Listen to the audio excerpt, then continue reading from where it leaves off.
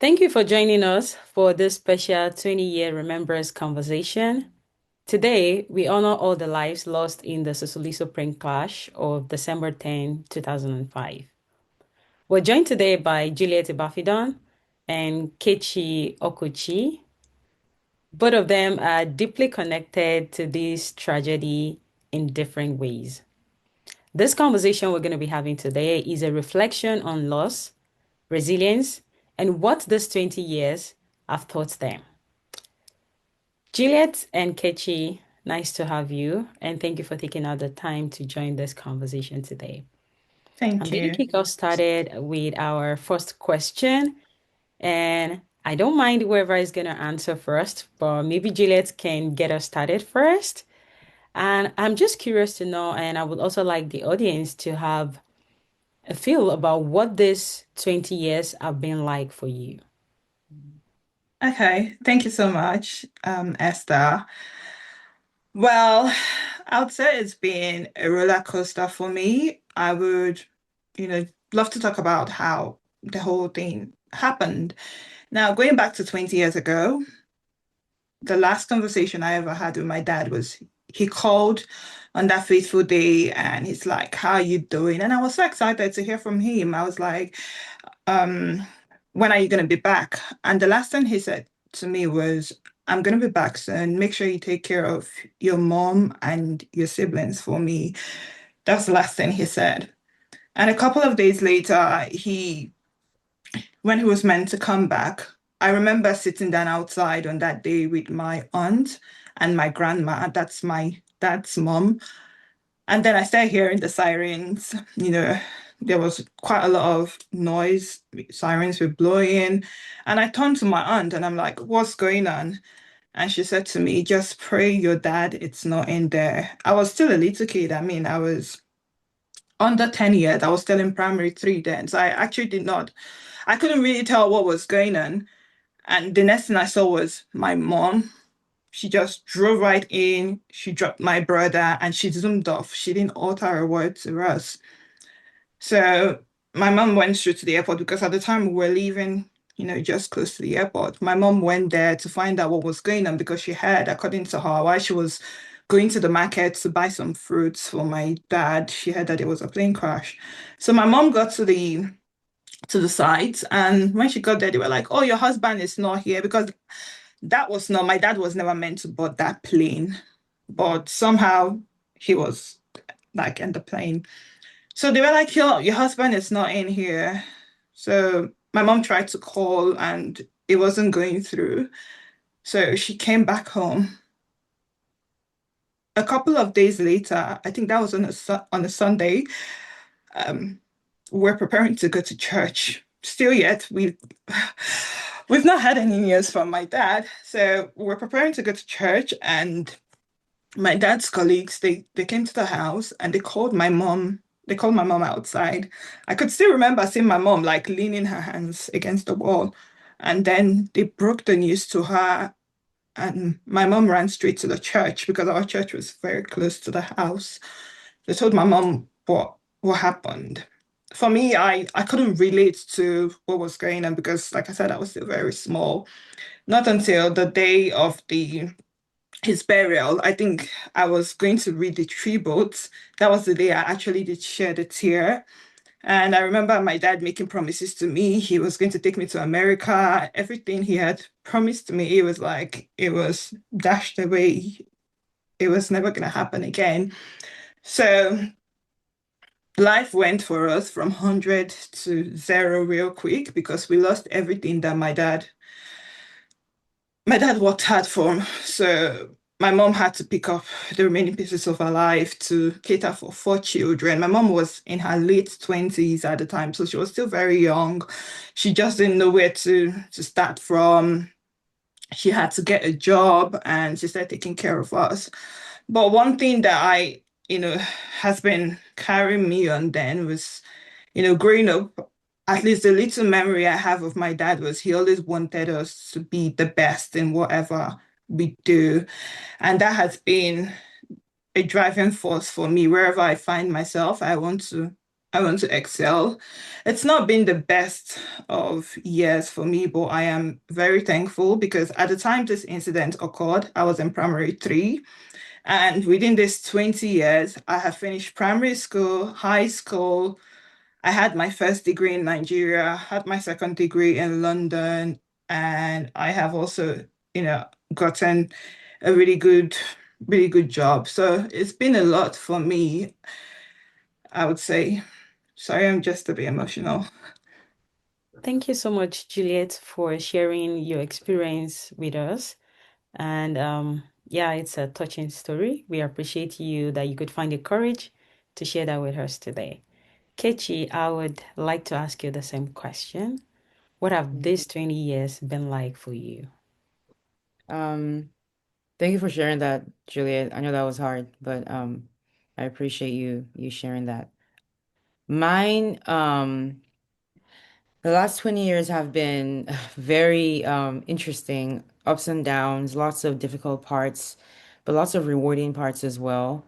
Um, to tell my story, I was on the plane that ended up crashing that day. I boarded it in Abuja with 60 other students from my high school, Juliet Jesuit College, and other passengers. Just a regular commercial flight. I was um, traveling with all these kids, and my favorite travel buddy, one of my closest friends, was like with me up until we got on the plane, where we were like sitting next to each other on aisle seats. And I remember that day being very regular. I remember it being a very normal day for me, at least. We woke up early, we ate breakfast, and then the school buses, took us to the airport. Said goodbye to friends that we were going to be seeing again in like 3 weeks because, I was in SS3. And going home for Christmas for the first time, I wasn't exactly excited because I was going home to start like lessons, SAT lessons and stuff. So my Christmas was not going to be fun, but always fun to go home and leave school anyway. So it was kind of like that tone with which we all said goodbye to each other.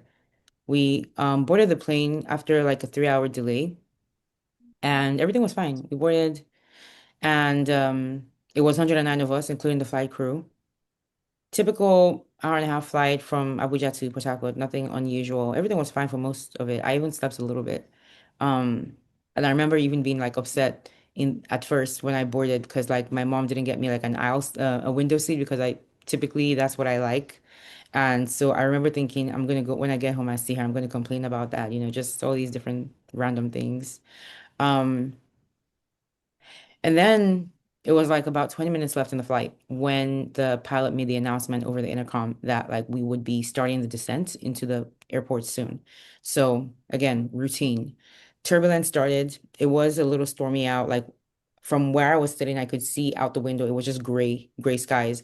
So at least it was cloudy. I don't know if it was a storm or whatever. I didn't think about it. It was just I couldn't really see anything but clouds. So it made sense that there was turbulence because that's usually what happens. So there was nothing unusual about it at first. As it kept going and getting worse and worse, started getting a little kind of like, okay, something is.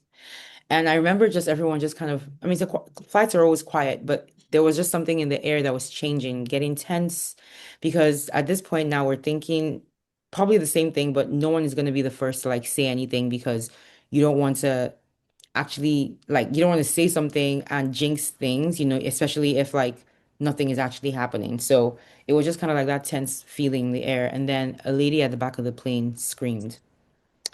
And that was when the chaos just kind of everyone was still sitting down. We're strapped in, obviously, but that's when like the shouting started, the prayer started, the blood of Jesus, people shouting out loud, oh my God.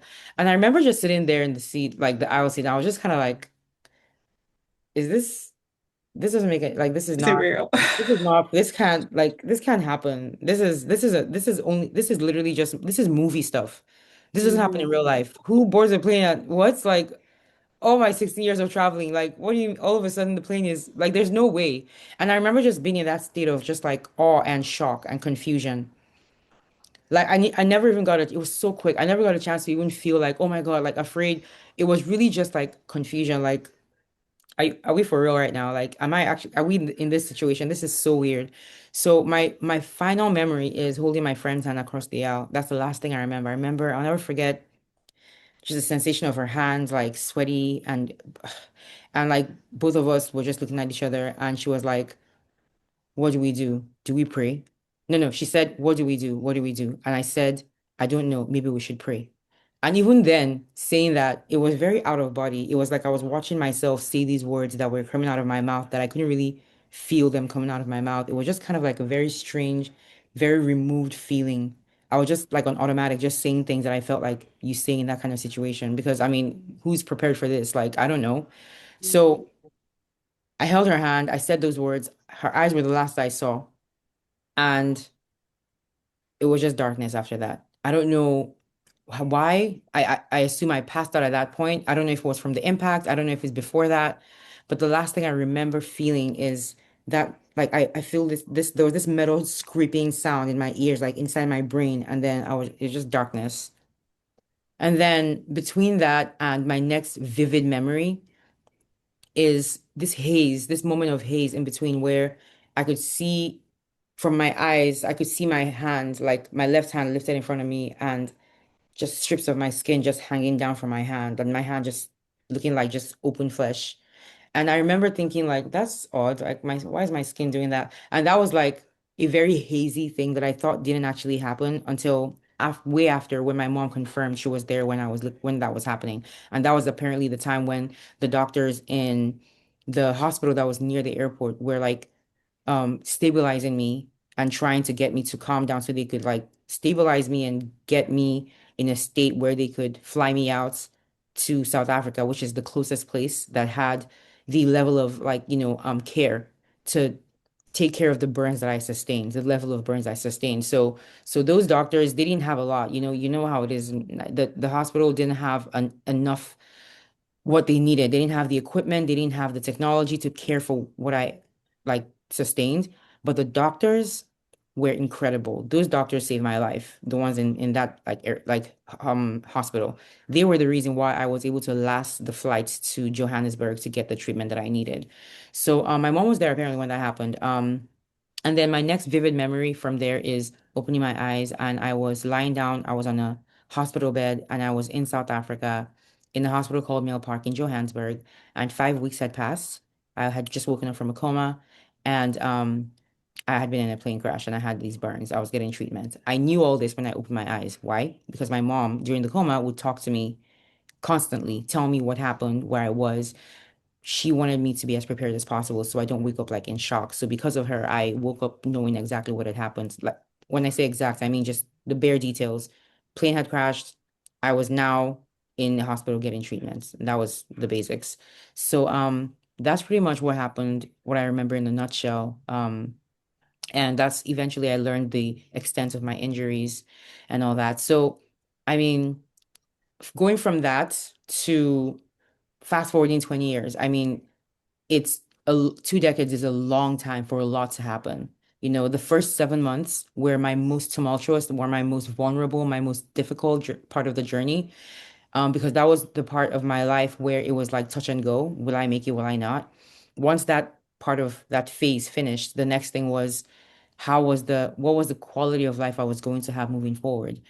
And thankfully, because I had like I was privileged to get access to healthcare in a country like America, I was given the best possible chance at a quality of life, the best possible quality of life for someone in my situation. So I got here, they gave me reconstructive surgery, and I became strong enough and independent enough to continue high school, finish, go to college, get a graduate degree, and currently, being able to use all my like my talents and my skills and my knowledge from like academia to actually make a living and have an impact in life. So I mean, I don't take any of these things for granted because the only reason why I was able to do any of these things is because of the support system I've had all these years. And that support system is something that has been my foundation, like right next to my faith for basically making me the person I am today. The people that were in my life at these phases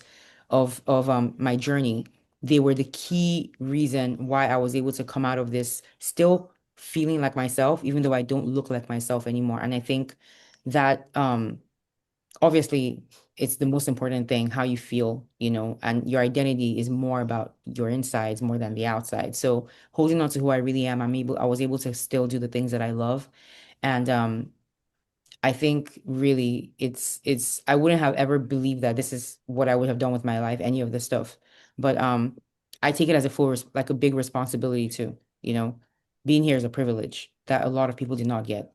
And it's not what I don't intend to waste my second chance at life simply for the fact that so many lost theirs. So I feel the need to live my life the way exactly what Juliet said, live my life as excellently as possible on behalf of those that didn't make it because we're here and it's the least that we can do, the least that I feel I can do, just considering what was lost that day. So yeah. Thank you so much, Kechi, for sharing that. It was really heart-touching and an heartfelt moment.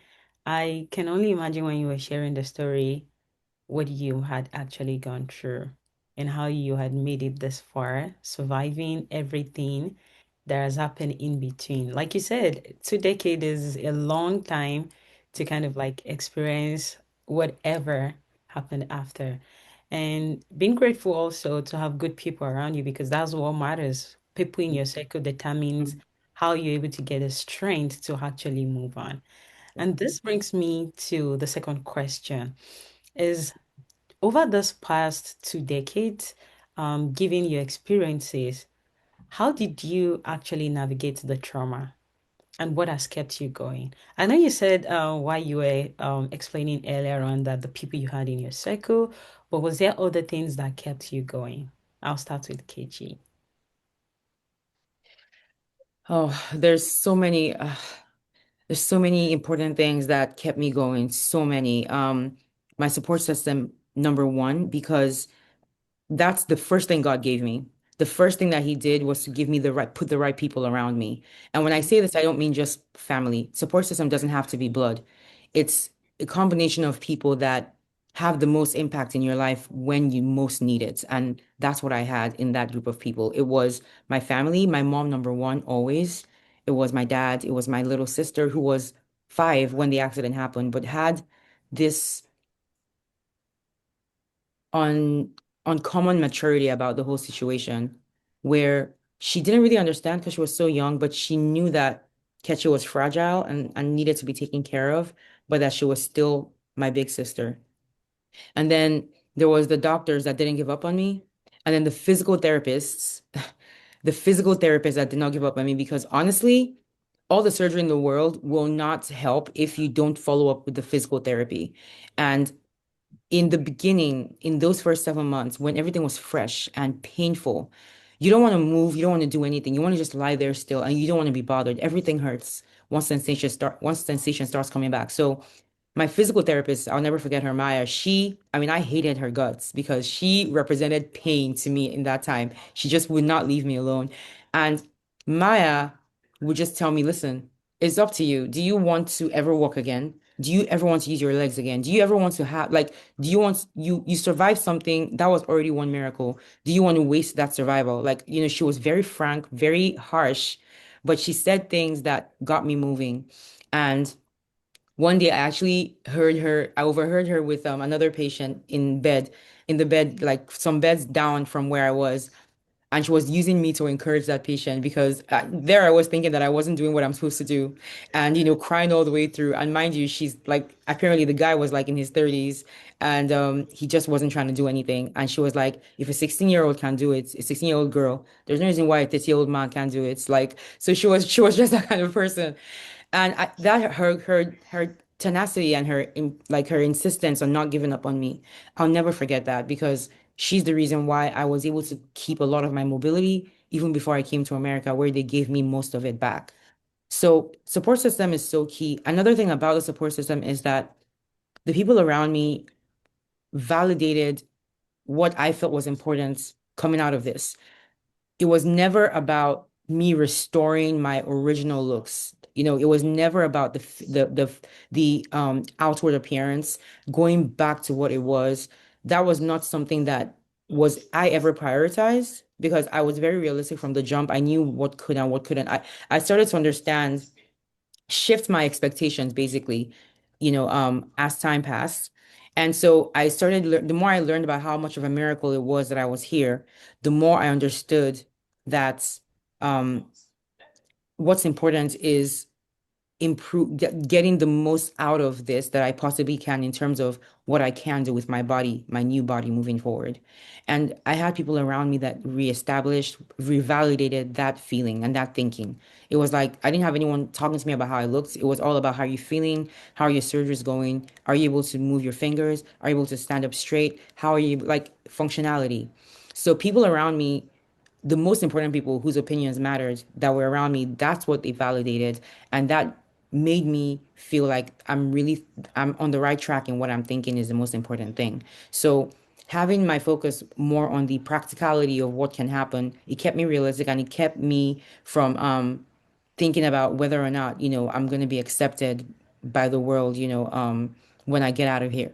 So that's another thing too, like being able to have a good grasp on what it means to be catchy for myself while I was in the hospital healing before going back out into the world where judgment is rife. That the world will tell you how to feel about yourself if you allow it. And I was not in a position to allow the world to do that for someone like me, the someone that looked like me. So I had to decide that for myself and be sure of that before I ventured out there.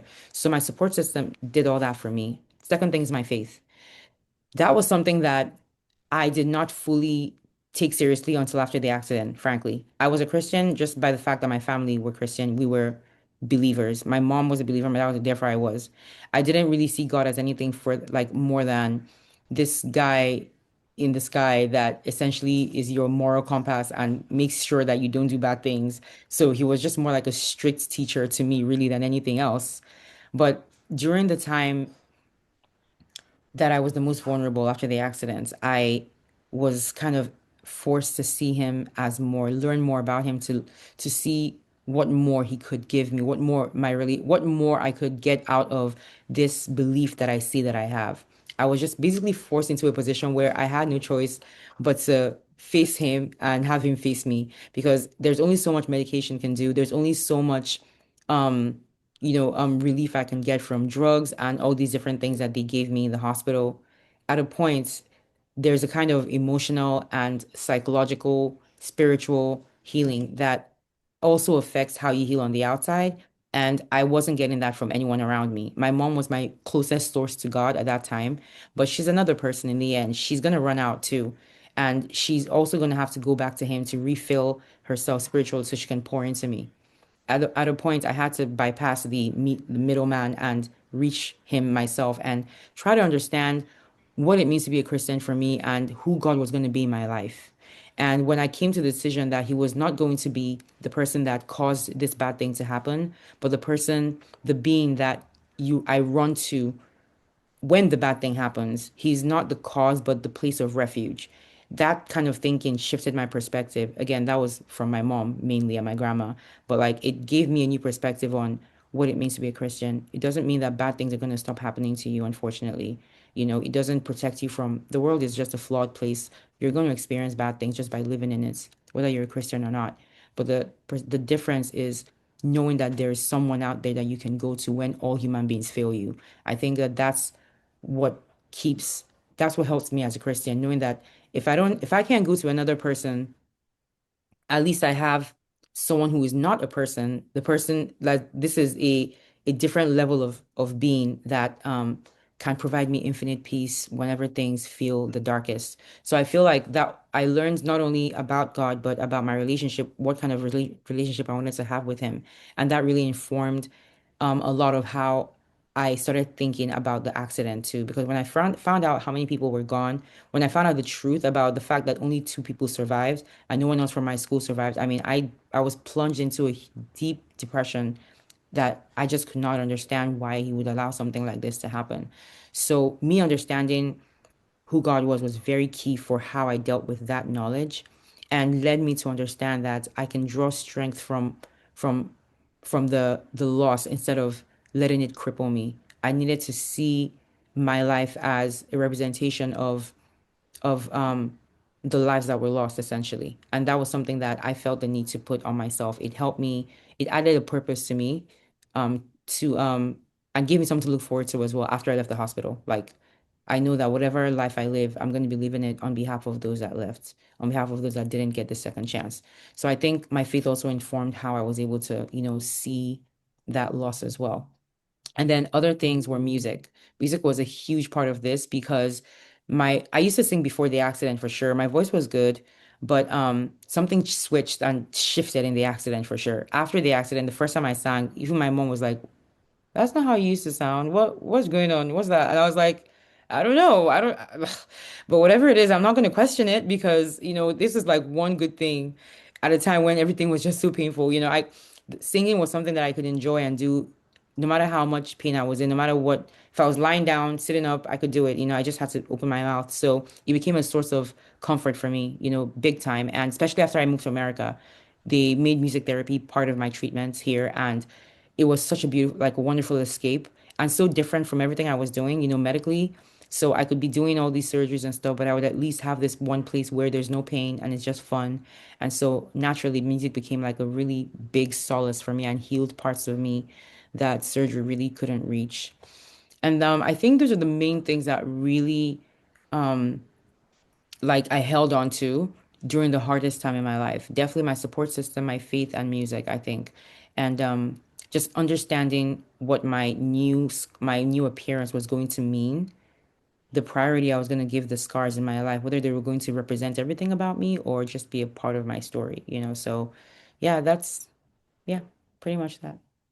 Thank you, Kechi, for sharing. Well, we are all picking one of the things on how to navigate trauma should for those that are in a similar situation. And we really appreciate you for sharing how you have navigated yours and for sharing things that has helped you to keep going.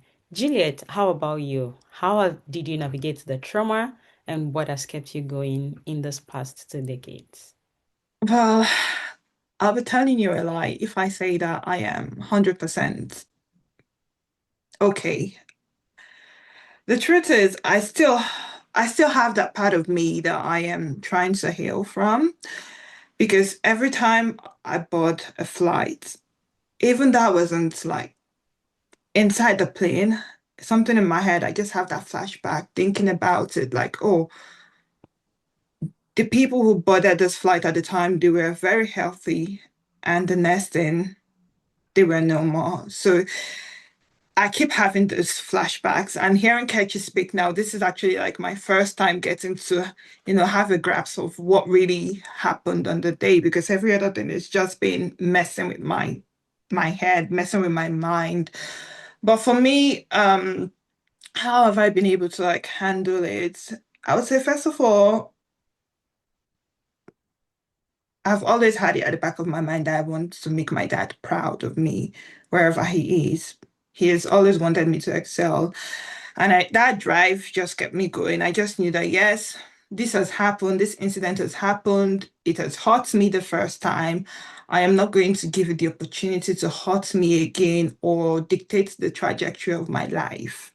And that was one of the reasons behind me starting up my brand to help other young women out there who they are currently, going through trauma, trying to heal. This is just a way of me trying to, I'm also healing myself. So that's helping me. Me helping other women is helping me.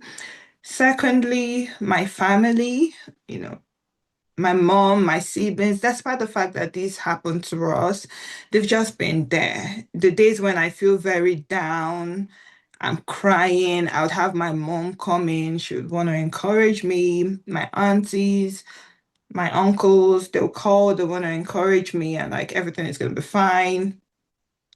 And thirdly, I would say God as well. God has been faithful. It's not been the easiest. 2 decades has not been easy. Anyone who was close to my family at the time, they would literally know that it's just been the grace of God because life went from 100 to zero. You know what it means to start life from scratch without anything? That was how he started life. And I'm just thankful that for that spirit of resilience, that driving me to want to be better. I keep aiming to be better.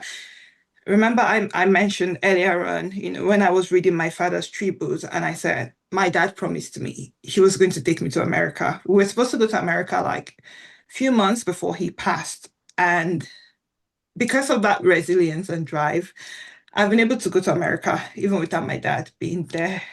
The first time I came to America, I was like, okay, this has always been my childhood dream for me to be in America, but I'm happy that I've been able to do it. So that drive for me not to allow this trauma stop me from becoming who I want to be, has been something that has carried me through. I would not allow this incident stop my life or prevent me from attaining my full potential.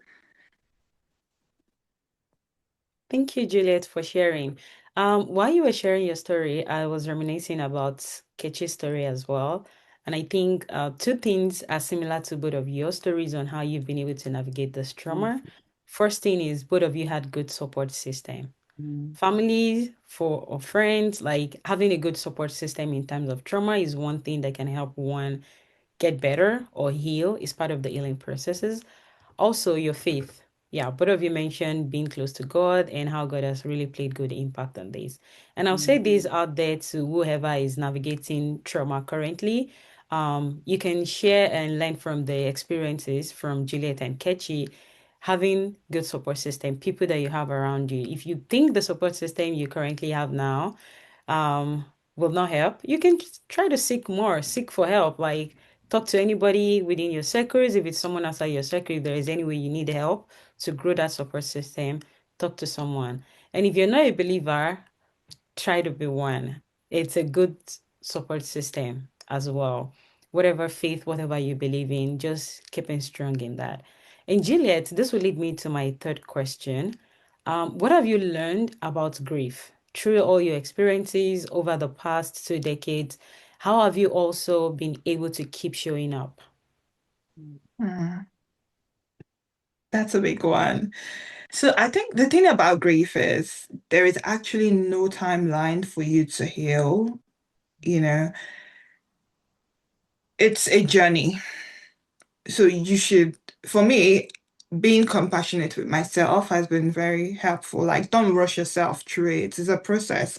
You wouldn't just wake up today and say, okay, I'm healed. It's a continuous journey. So don't let people rush you through it. Don't let people try to invalidate your feelings. So it's a continuous journey. And what was your second? What was the follow-up again? How have you been able to keep showing up? How have I been able to keep showing up? Well, like I said, everything I do, I still remember my father's last words to me. Make sure you take care of your mom and your siblings. So that's a driving force. I know, okay, I've got my mom, I've got my siblings. I need to show up. I need to be my best. I need to ensure that everybody is okay. So that has been a driving force for me. And the fact that I want to make my father proud. I want to be able to do things, that would also inspire someone else out there that with or without my father being present in my life, I have still been able to achieve, if not everything, but I've still been able to achieve things that my dad would have wanted me to have if he was alive. So that's been a big driving force for me. Thank you for sharing. Kechi, how about you? What have you learned about grief and how have you been able to keep showing up over the past 2 decades? Honestly, just hearing Juliet speak, I mean, it's really like hearing myself talk. I'm not gonna lie. It's very interesting because she's Juliet, you're someone who lost someone on that day, and I'm someone who survived that day. So there's it's two very contrasting perspective of the same situation, right?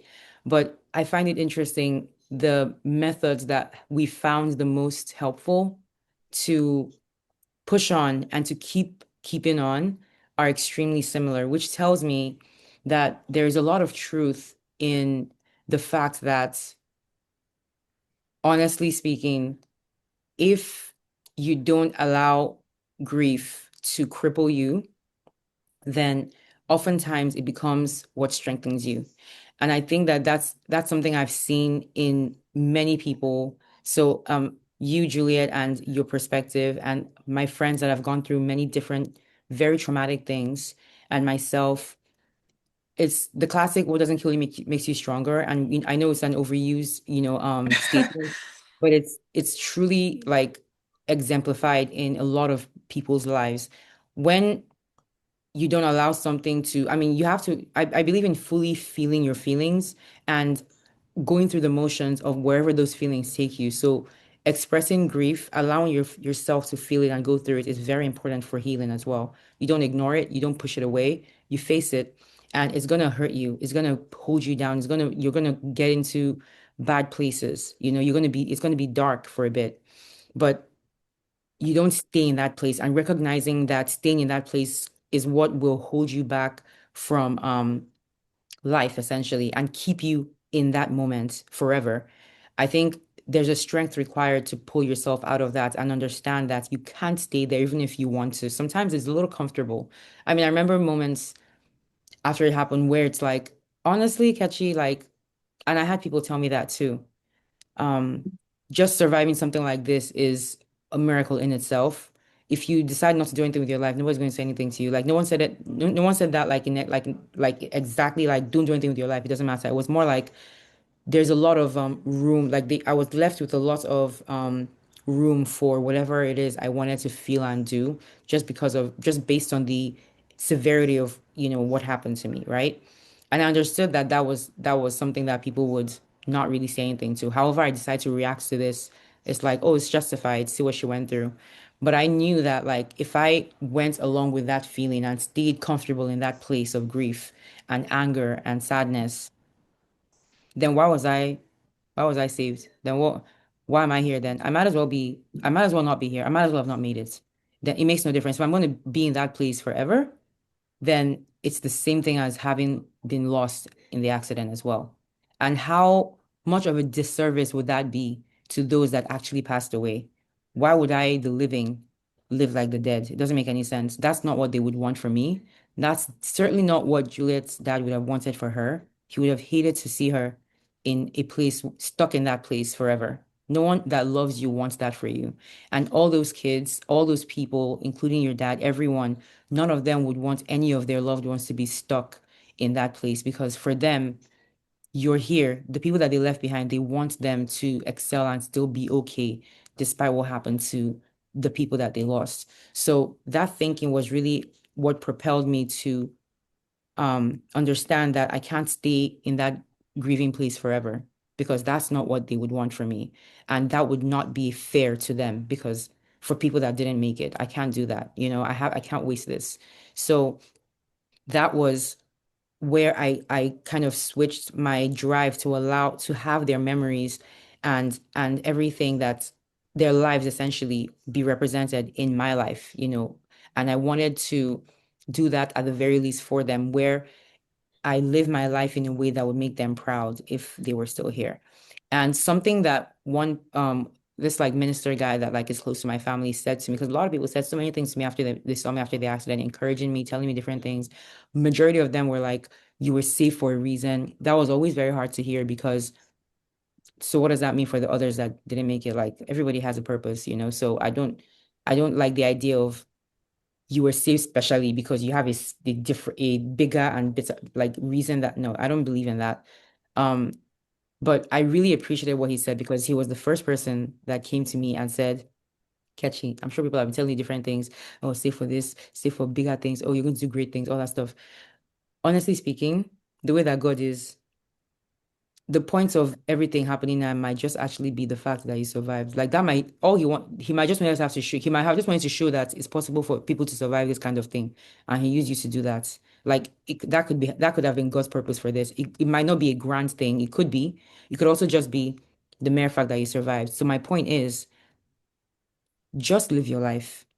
Like just live. Don't think about all these pressures of like doing this and doing that because you being here already is a miracle. Truly and truly, just Don't think about all those things.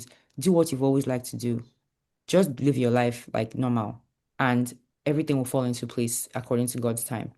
That was something that I needed to hear in that moment. This was a year after the accidents, before I moved to America. And it made me think, okay, so it's not really about doing grand things, but more whatever I do end up doing, just do it well. Whether it's small, whether it's just reading your book in school and getting A's, whether it's studying properly, whether it's singing in church, whether it's going to a party and dancing and being the best dancer, whatever it is, basically my life has it's a gift and I want to live it out as much as I can and as well as I can. And so whatever it is I'm doing, wherever I end up, wherever I end up, whatever opportunities that I end up with, I want to do it as excellently as possible. So put the same amount of effort in the small things and in the big things, and then just make sure that God is part of that journey throughout. So I feel like that was my angle for grief. It was basically, and it wasn't really something that I decided, like there was no grand decision moment. It was just kind of like as time passed, that was how my thinking kind of evolved. And that's how I decided to face the world by the time I was ready to go back into it. So that would be like the long and short of it would be finding purpose in the grief. And I think a lot of people have done that. A lot of people have found a way to find purpose in their trauma. I feel like, it's something that I mean, trauma can be anything, but a lot of people have found ways to and what I've noticed is you would typically find a way to um, either help other people not go through what you went through or find a way to just be a light to other people in some way. And usually it's that feeling is informed by what that traumatic thing that happened to you. So there's something interesting there where people feel like um it's like service to others is a way that they respond to like a positive way they respond to traumatic things that happen to them, and I don't want to say her name, but like one of my friends, she was abused as a child, and so one of her major things to do in life is to prevent that from happening to a lot of other women and children as much as possible. As like you can't fight it all, but wherever she can, it's become a big part of her life. And so a lot of times I've found that and then obviously like Juliet too, like you kind of found a way to you held on to your dad, your conversation with your dad, and just your memory of him, and it served you 20 years down the line, and it's driven you in the things you've accomplished because you're thinking about him. And through that, you also decided that you wanted to help other women too. Like, so it's interesting how there's something there where like, something happens to you and it's when you don't want to internalize it. You want to instead use it to help other people. So I think it's a wonderful way to interpret grief, to allow grief not to hold you back. And I I pretty much try to apply that to myself. The second part was um how did you phrase it again? It was like, how do you show up, right? I think. How Yeah, do you how show do up you for showing up people? for yourself? I think, I think for me, one thing I didn't know how, but one thing that I knew for sure was that my ability, which I don't know how, but I thank God for that, to be able to live my life authentically and just be myself in any space I find myself in, looking the way that I do, so different, from what the world considers conventional standards of beauty. Like being able to just live in a world like that and not hide from the world, in the things that I wear, the things that I do, the way I put myself out there, whether I like it or not, it sends a message. It's it's showing people that you don't have to let the things that happen to you hold you back from enjoying life and living your life. And that's a message, obviously, I want to put out there for other burn survivors, but also for anyone who has gone through any kind of trauma that may not be as visible as mine. Not every trauma is as obvious as like people carry invisible scars everywhere. So I I've always wanted to use my life and the way I live it as a way to inspire and motivate other people to live life after trauma, to look forward to a life after trauma. I want to be an example of the fact that there is life after trauma, and it can be a pretty excellent life. It can be whatever you want it to be. So whether or not I had that goal, that's something that ended up happening just because of the way that I lived my life. And take that as a responsibility to always put my most authentic self forward because there are people watching. This is even before America's Got Talent. There are people watching, and I mean just random people that meet me and are just encouraged by the way that I live and the way that I'm just okay. Like, I talk like I haven't changed how I talk, I haven't changed how I joke. Like, just I believe that God allowed me to be able to keep these elements that make me who I am, that make me catchy, to be able to help other people to be the same way in their lives. And it just so happens that I ended up with a platform as big as this through America's Got Talent, where I'm able to reach even more people with that message. So I think that's my biggest way of showing up. And honestly, it's the easiest thing in the world because I'm not working hard to do it. I'm just being myself. And I'm grateful that it's not hard for me because, the more public you get, the more scrutiny you're under and the more you're open to judgments. And so, I like the fact that like all through this whole thing, what I've shown online or what I've shown are things that at every phase it's always been catchy. That's always been the authentic me. So I feel that I'm always presenting that. And that's something I want people to always be able to tell whenever they encounter me in person or online or wherever.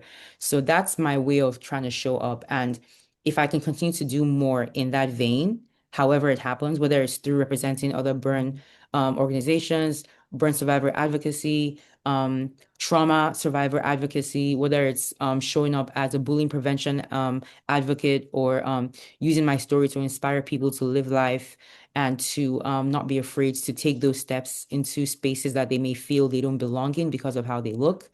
I want to encourage people with every facet of my life to be their authentic self. So I hope that that's what I'm doing. And every day that one person tells me that, oh, I read your book, or, oh, I saw this and I really love how you do this, or I thank you for this. I mean, those are things that validate me and make me feel like, okay, I'm doing at least one thing that I know I was put to do in this earth. So yeah, that's how I show up, how I try to show up. Thank you so much, Juliet and Kechi, for sharing. And talking about encouraging people, what advice, Kechi, or encouragement would you give someone who is grieving or going through a painful season? I know you said you've given some tips while you were Yeah. answering your previous question, but if you have like any final words of advice Mhm. for people out there. Honestly, like Juliet said, there's no timetable for what it means to overcome grief. Everyone's different. How everyone expresses how they feel about like how grief manifests in every person is also different too. They're all valid, first of all.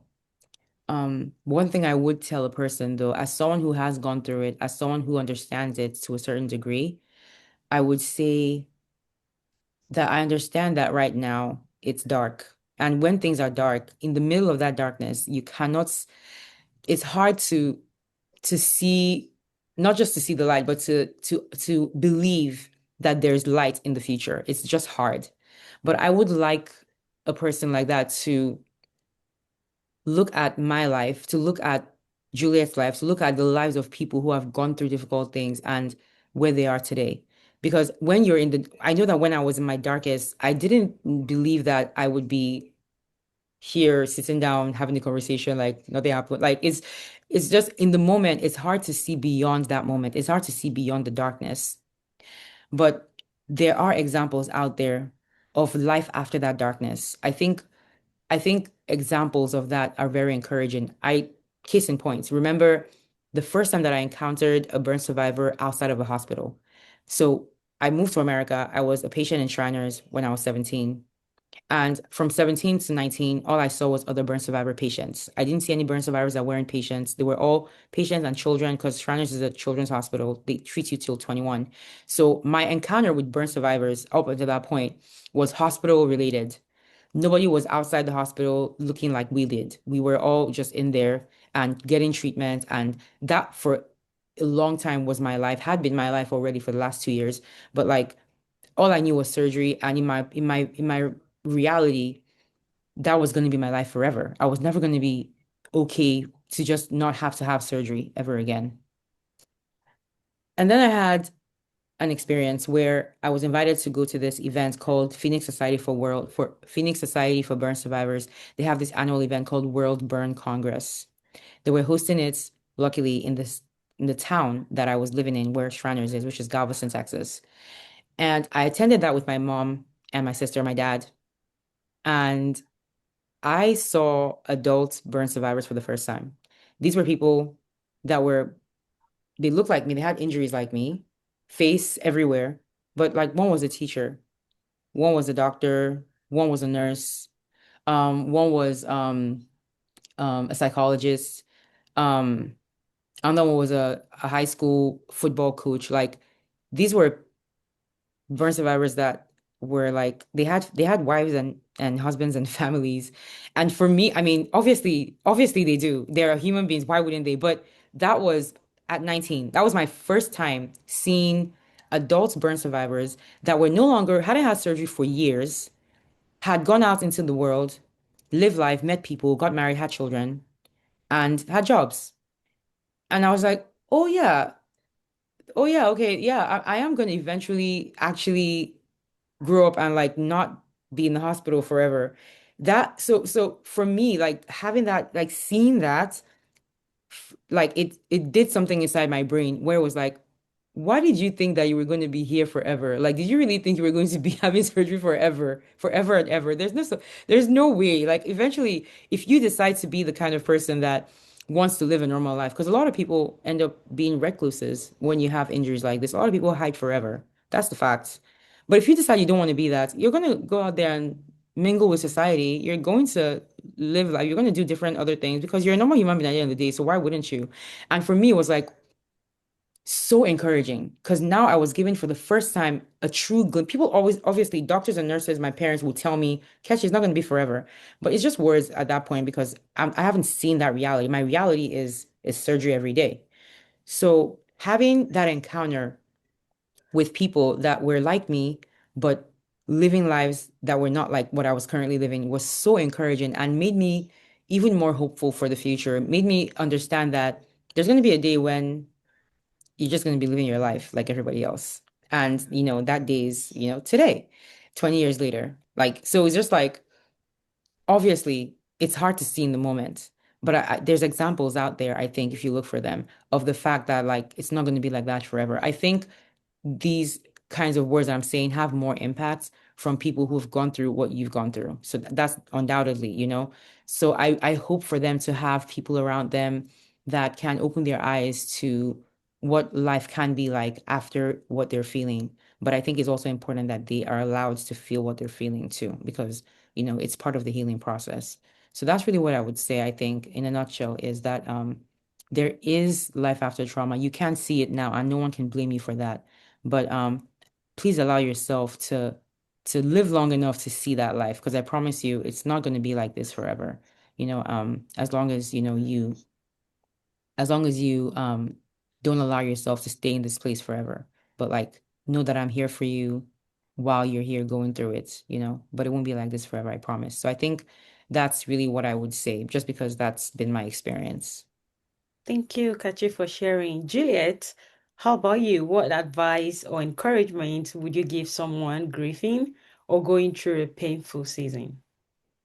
Well, the first thing for me is for you to show yourself some compassion. Be kind to yourself, you know, be a bit cautious of the sort of things you say to yourself because when you're grieving, you tend to say a lot of, negative things. You hear negative talks from people. Try to shield yourself, from people who are being very pessimistic about it. Don't rush yourself through the journey. Your healing will take as long as it will take. There is absolutely no timeline. Don't allow people try to invalidate what you're feeling and don't beat yourself up. Don't beat yourself up. And finally, I would say your trauma, your pain, your grief has hurt you once. Don't give it a second chance to hurt you again. Similar to what Kechi has said, don't allow that grief or that trauma keep you stuck in a place. You can learn from it and use that as a fuel towards becoming the best version of you. You could also use that to encourage or support other people out there who are currently facing what you faced or from your previous experience. Thank you so much, I really like Juliet. that too. Kachi, That's do you so want to say? important. Okay. Oh no, I Yeah. just wanted to, yeah, I like, because like, yeah, that's another, that's actually the main, like, community. I think like-minded people, there's a whole thing of like, anonymous, where it's like, like if you've lost people that have lost people, I feel like there's a tone there where sometimes it's not really, on one hand, you don't want to surround yourself with people who will kind of keep you in that grieving place. And that can happen if you go to places where you have a lot of people who have also experienced grief and all of you are just kind of like talking about your grief. It can be a tricky thing to navigate, what's it called? Validating everyone's feelings and therefore encouraging everyone to kind of stay in that place where you like kind of trauma bond over the grieving thing versus it being just a way for you to talk to people who understand, because a lot of times that's another thing is like talking to someone who understands what you're going through. Um, but I think that community is a big part of this too, because the community should not be only made up of people who are currently going through grief, but people who also who understand grief because they've gone through it past tense and are in the middle of working through it. I think having a mix of people in that community will help you understand that you should feel your feelings, but also give you perspective that, it's not so, it's going to be hard, but like there is something like you're not going to always feel this bad forever. I think that's important too, because sometimes if when it's happening, it feels like forever. It feels like this is your life now, and I feel it's important to find people who represent the fact that it's not forever. I think it's important to have that. So, but then again, if you're looking for things like that, then you are in a place where you're looking for a reason to move on and move forward. So I would hope that there would be the right community of people as well that would help you navigate your grief and your feelings and also encourage you, be there for you when you're ready to, step outside of it and see what else, you can do with your life, past what has happened to you and what you've lost. So yeah, community, definitely, that's a big thing. I agree with that. Yeah, and just to add to what Kechi has said as well, based on my experience from what has happened, I think it would be good maybe for governments or organizations to set up some sort of support for people who go through trauma, situations like this, because giving them money, like financial compensation for whatever has happened, in my own opinion, it's not enough. If these victims are left to deal with this psychological trauma alone, so maybe giving them like maybe free access to therapy for as long as possible till they are better. Because I remember from this incident, I think there was a woman who lost three of her kids in this incident. Till now, I am still trying to fathom, like I'm still trying to think, how is that woman's mental state? Is she okay? How is she feeling? So if there's some sort of support for victims of things like this, it will go a long way in helping people get over it a bit better. Yeah. Thank you so much, Juliet, for sharing. And thank you, Kechi, as well. You've really shared helpful tip and advice to help people that are grieving or going through painful season. At this moment, I'd like us to take a brief moment of silence in honor of all who lost their lives.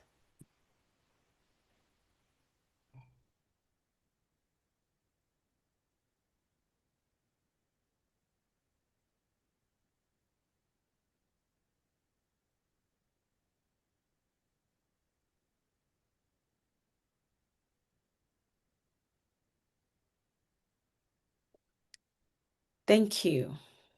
Thank you, Juliet and Kechi, once more for your openness and the strength you've demonstrated today in sharing your experiences and sharing different ways you've grieved and what you've learned about your trauma and how you've been able to show up for yourself. To anyone watching and who is grieving, you are not alone. You've heard from Kechi, you've heard from Juliet. There are also other people around you whom you can learn from. We honor all the memories today and carry them forward with love.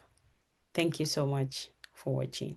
And thank you for joining us today, Juliet and Kechi. Thank you. Thank Thank you you for so having us. much. Truly. Thank you.